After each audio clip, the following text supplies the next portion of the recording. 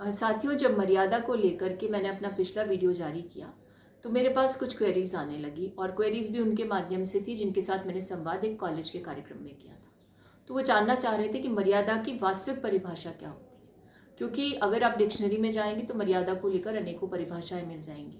लेकिन जहाँ तक मैं समझती हूँ अपने जीवन के अनुभव के आधार पर, मर्यादा का तात्पर्य है कि उचित और अनुचित के भेद को समझने वाला व्यक्ति ही मर्यादित हो सकता है। उसका दूसरा तात्पर्य है कि आप गौरव प्रतिष्ठा के प्रति कभी समझौता ना करें और दूसरे के सम्मान को अक्षुण्ण रखने के लिए हमेशा प्रतिबद्ध रहें। और मर्यादित व्यक्ति वही होता है जो समाज में उचित आचरण को प्रेरित करता है और कोशिश करता है कि जब उस उचित आचरण को वो आगे बढ़ाए तो लोग उसका अनुगमन करें, उसको फॉलो करें। और यही एक मर्यादित व्यक्ति का कह सकते कर्तव्य होता है। और जहाँ तक मर्यादाओं को अन्य परिभाषाओं में मानने का प्रयास किया जाता है तो उसका मतलब है दायरे, सीमाएं, जिसे अंग्रेजी में थ्रेशोल्ड कहते हैं। ये दायरे सीमाएं इसलिए होती है ताकि जो हम आचरण करना चाहते हैं या जो प्राप्त करना चाहते हैं उस दौड़ में कहीं ऐसा ना भूल जाए कि कुछ ऐसा अनुचित कर जाए जो हमारी गरिमा को ठेस पहुंचा रहा हो। एक व्यक्ति गरिमा में तभी तक हो सकता है जो वो अपनी आकांक्षाओं की पूर्ति के लिए संकल्पबद्ध तो हो, लेकिन उनको प्राप्त करने के दौर में उन शॉर्टकट से परहेज रखे जो इस समाज में आजकल बहुत देखने को मिलते हैं। आसानी से मिली सफलता कभी भी मर्यादित नहीं हो सकती, उसमें कहीं ना कहीं कोई कॉम्प्रोमाइज़ होता है। सफलता प्राप्त करने के लिए जब हम संघर्ष करते हैं तो रास्ते का बड़ा होना स्वाभाविक है, उसका कठिन होना स्वाभाविक है, जटिलताओं का सामना करना स्वाभाविक है। और मर्यादा वही होती है जो इन सारी जो वेदनाएं हैं, दुविधाएं हैं, कठिनाइयां हैं, मुश्किलें हैं, उनको पार करके अपनी मंजिल को हासिल करें। अब लगता तो ये है कि मैं कोई इस तरह का प्रवचन दे रही हूँ जिसमें कि किसी को सही रास्ते पे चलने के लिए सारी दुविधाओं को पार करना है, लेकिन सच्चाई यही है जिंदगी की। जिसने भी मर्यादाओं में रहकर अपने जीवन को जिया है वही सफलतम व्यक्ति कहलाया है। हो सकता है उसकी सफलता का आकलन देरी से हो, लेकिन उसकी सफलता स्थायी होगी, उसके साथ हमेशा एक अच्छाई जुड़ी रहेगी और वो हमेशा समाज में एक एपिटमी के तौर पर स्थापित होगा जिसका अनुकरण करने में लोगों को कदापि संकोच नहीं होगा।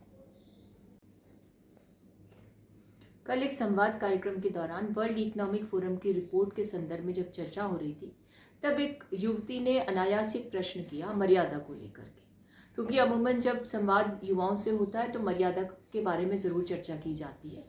तब उस युवती का प्रश्न बहुत ही स्टार्क था, क्या मर्यादा सिर्फ महिलाओं के लिए होनी चाहिए?